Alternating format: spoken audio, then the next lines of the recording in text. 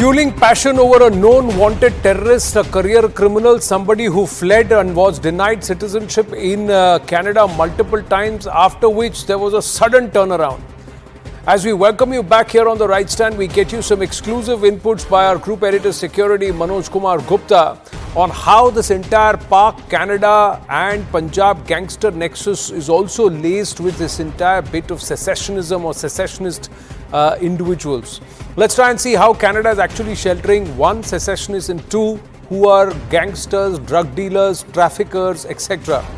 Number one, Lakhbir Singh alias Landa from Harike, Punjab, charged with extortion, drugs, target killings even before going to Canada in 2017. His first FIR against him was back in 2011 in Harike for murder, and it was all on record, and despite this the Canadian authorities granted him visa. He joined the Babar Khalsa International and went to Canada with the help of Rinda, attacked Punjab Police Intelligence Headquarters through rocket launchers. Ramandeep Singh alias Raman Judge, Jaipal Bhullar gang member reported to be operating out of Canada, jailed gangster Gagandeep Singh's brother, charged with terrorist activities in Punjab, involved in the death of a Dera devotee, involved in attack on a priest in Philor in 2021, allegedly an agent and recruiter for the Khalistan Tiger Force. Charanjit Singh alias Rinku from Bihla village of Barnala district, given student visa and later got into criminal activities in Canada, wanted for murder, extortion, murder bid and targeted killings. Aid of gangster Arshdeep Singh helps criminals flee Punjab, arranged for finances, weapons for the murder of a Dera follower in 2020, involved in attack on a priest in Philor in 2021. Fourth, Gurpinder Singh alias Baba Dalla went to Canada on a visitive visa, was a motor mechanic in Badani Kala village, became a prominent member of the Sukhpreet Buddha gang, uploaded a post that Buddha will kill sacrilege accused, and he was later killed. Arshdeep Singh alias Arsh Dalla from Dala village, Moga district, Punjab, wanted for the murder of Ripudaman Singh Malik, involved in radicalization of youth, linked with wanted terrorist Hardeep Nijjar, sends money to gangsters and terror operatives in Punjab. Satvir Singh alias Waring from Abohar village went on a visit visa or a visitor visa to Canada, involved in the extortion and radicalization of youth, instrumental in mobilizing youth for taking up criminal activities in Bharat. Sanovir Singh alias Dhillon from Punjab, involved in murder of an athlete. All of these are history sheeters with known crime records against them and red flags raised, but despite this, they've got Canadian citizenship and they're staying in Canada right now, ladies and gentlemen. Then the Pak, Canada, Punjab gangster nexus, top intelligence sources further say gangsters based in Canada getting Canada visa after they got involved in criminal acts in Bharat, carrying out activities on behalf of the ISI. So there's some influence there, political leverage through which their visas are now getting also passed and they're getting awarded. Canada's bid to create tension in Punjab, extortion money and narco funding, all of this coming from Pakistan, helping Pakistani agenda in Bharat and this secessionist activity. And top intel sources say that the Five Eyes nations are not responding to Bharat's pleas. India shared a list of these gangsters. No response from the Five Eyes nations so far. Sushant Sareen, senior fellow ORF, Puneet Sahni, activist, Lavanya Vemsani ji, author and commentator, all of them joining us. Namaste, Jai Hind, thank you very much for your time. Puneet Sahni, can I get a visa with such a record? If I have red flags, an FIR in a Noida police station, an FIR in Moga, can I get a Canadian citizenship too? Is that now the classification for getting Canadian citizenship, that you need to have some act of crime against you, you need to be linked to a gangster?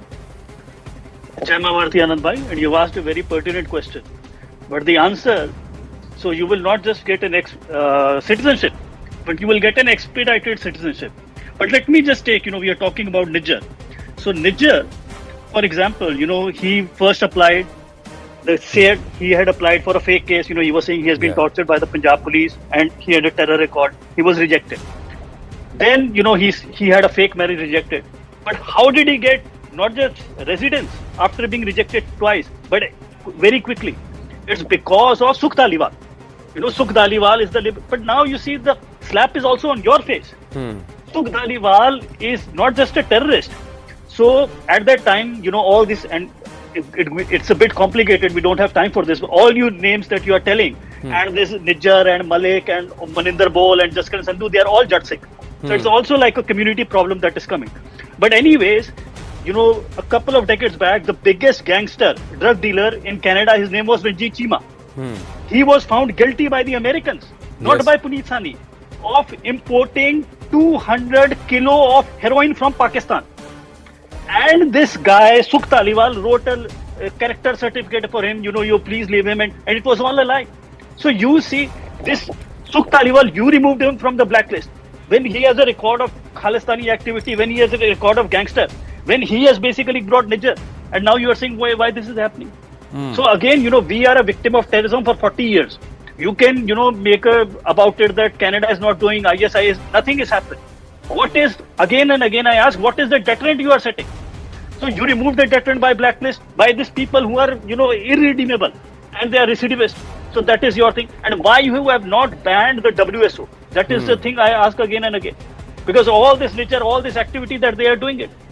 So first, if you are not banning the taking actions on your part, I agree, of course, and I am living here in the diaspora, so I have to, suffer these people. So I have, I have everything. But I think India is not doing enough. We have not learned our lessons from the 80s that what happened. And so I take your point. And if you are a Khalistani, you will, even if you lie on your application twice, you have been found to commit fraud. But you will not just get it. You will get expedited. This is the infiltration of the Khalistanis inside, the Canadian system. Just imagine this immigration department. You are dealing with internal security. It's one of the most sensitive departments. But you have a person who is wanted, who is on blacklist, who is a terrorist, and you have twice that he is trying to fool you. One by a fake marriage and this fake asylum. Still he gets it. And India is the state which basically remove that person from the blacklist who basically got Niger the and they're residency. making a gangster like Niger, a wanted terrorist, a criminal. They're trying to make him a hero, a martyr, etc. But more importantly, Sushant Sareen, they are also allowing open field for people to call out breakup of Bharat. You may say that, all right, we give you freedom of speech, but that freedom of speech doesn't give them the right to say breakup of Bharat. Haryana banega Khalistan, Punjab banega Khalistan, to show our Prime Minister, Home Minister, etc. and other faces in very, very deplorable and highly regrettable posters that are put there. How can that be an open endorsement? Are you saying that your country is a place which is a hotbed for fomenting secessionism in other nations? Then you are not a democracy. Then you are not a party, and you're not. You're being willfully acting against the interests of another nation. So Anand, look, I've said this earlier and I'll say it again, and I think we should keep repeating it. It's like Canada is increasingly resembling Pakistan of the 1980s, when all kinds of criminals found sanctuary out there, transnational criminals, who then operate under this, this umbrella of the Khalislamis, as I call them. They're not even Khalistanis anymore. So, Canada has become a kind of a safe haven for these guys, and it is with political patronage which actually cuts across political lines. Now, you were asking whether you will get a visa. You will not get a visa because it's the Canadians have different kinds of visas, but one kind which they don't publicize is the crime visa.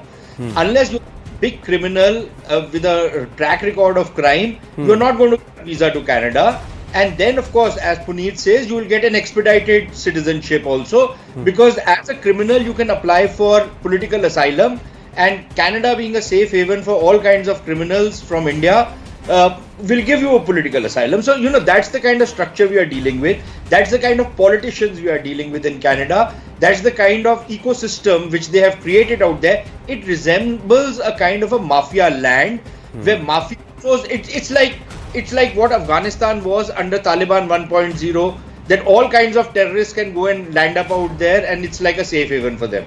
Canada is becoming a safe haven for many of these criminals, and it's not just the Indians, it's not just these Khalislamis, it's also a whole lot of other characters who've gone and made Canada their home. That's one.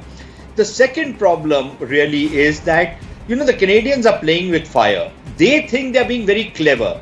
They keep talking about this rule of law business. We've seen what kind of rule of law there is in Canada. In fact, just today, somebody had put up on Twitter that within a couple of hours of Trudeau saying what he said, there were mobs of these Hamas supporters who were vandalizing the streets in Montreal. Yes. And we've seen these scenes across Canada and across, the US and other places.